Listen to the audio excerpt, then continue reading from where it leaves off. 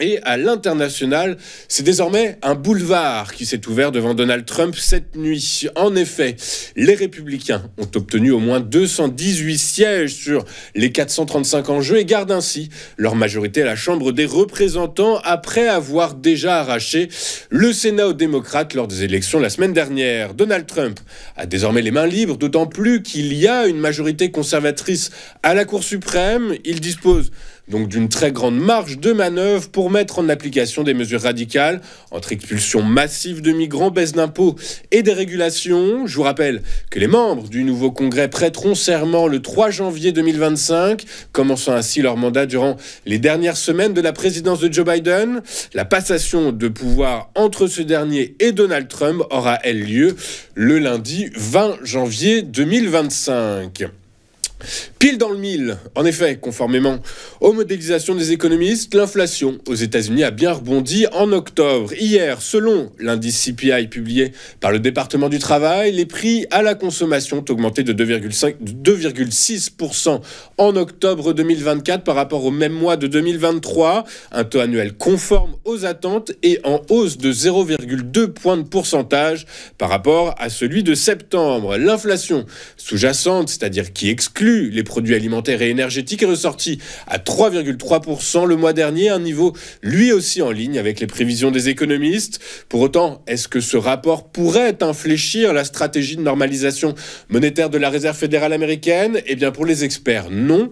Tout d'abord parce que malgré quelques soubresauts, l'inflation semble toujours en phase de ralentissement, et puis également car les responsables de la Fed estiment que le niveau actuel des taux d'intérêt à court terme est encore restrictif, ce qui signifie que sans nouvelle baisse, le marché du travail pourrait rencontrer des difficultés.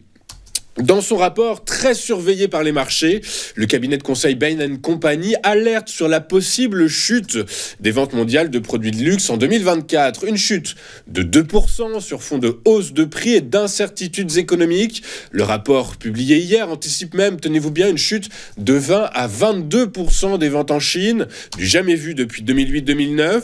L'étude précise que la tendance des marques à positionner leurs produits dans une fourchette de prix plus élevée, associée à une confiance des consommateurs qui s'est érodée en raison des guerres, des difficultés économiques de la Chine et des élections à travers le monde, a conduit de nombreux clients, en particulier les plus jeunes, à renoncer à leurs achats. L'étude pourrait donc renforcer les craintes des investisseurs quant au fait que le ralentissement actuel du secteur, qui a fait chuter les actions de LVMH et Kering, pourrait être plus long et plus profond que prévu.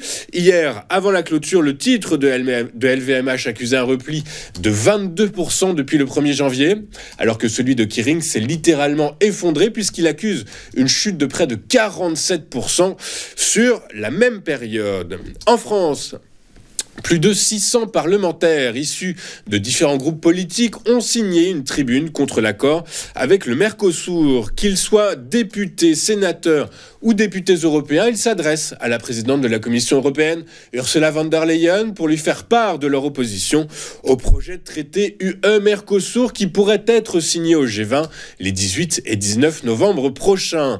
Ce projet de traité, dont les discussions ont été entamées en 1999, a pour objectif de supprimer la majorité des droits de douane entre les deux zones et créer ainsi un marché de plus de 700 millions de consommateurs.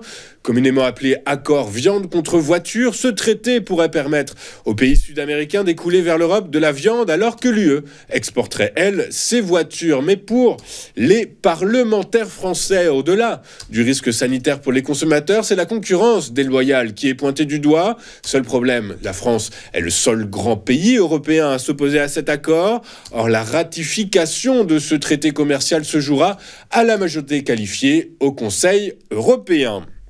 Avant de faire un point sur les performances des principaux actifs mondiaux, regardons ce à quoi les investisseurs seront attentifs aujourd'hui et ils suivront avec attention les données du PIB de la zone euro ainsi que les données de l'IPP américain et les chiffres hebdomadaires des demandes d'allocation au chômage aux États-Unis. Regardons maintenant ce qu'il s'est passé sur la planète finance hier. Et en Europe, les investisseurs sont toujours en mode risk-off après l'élection de Donald Trump à la Maison-Blanche. Un contexte d'incertitude générale qui pèse sur les principaux indices actions. À Paris, le CAC 40 a cédé 0,14% à 7216 points. À Francfort, le DAX a reculé de 0,3% à 18 977 points. Quant à Londres, le FTSE a lui symboliquement terminé dans le vert, prenant 0,06% à 8030 points. À Wall Street, les investisseurs ont salué les données sur l'inflation, données conformes aux anticipations qui ont renforcé les probabilités d'une poursuite de l'assouplissement monétaire de la Fed en décembre prochain. Les marchés anticipent désormais une probabilité de 83% d'une baisse de taux de 25 points de base de la part de la Fed contre environ 59% il y a un jour selon l'outil FedWatch. Le Dow Jones a pris hier 0,11% à 43 958 points. Le S&P 500 a gagné 0,02% à 5 985 points. Quant au Nasdaq, il a lui cédé 0,26% à 19 230 points. En Asie ce matin, les marchés actions ont pâti du manque de tonus du plan de relance chinois. Le Nikkei a reculé de 0,48% à 38 535 points. Sur le Forex, le billet vert a poussé l'euro à son plus bas niveau depuis un an, à 1,0534 $ et a franchi la barre des 156 yens lors de la séance asiatique. Sur le marché des taux souverains, les rendements en zone euro ont fini en hausse après les données sur l'inflation américaine. Le Bund à 10 ans a fini en hausse de 3,5 points de base à 2,386%, tandis que le Bund à 2 ans a lui pris 2,3 points de base à 2,153%.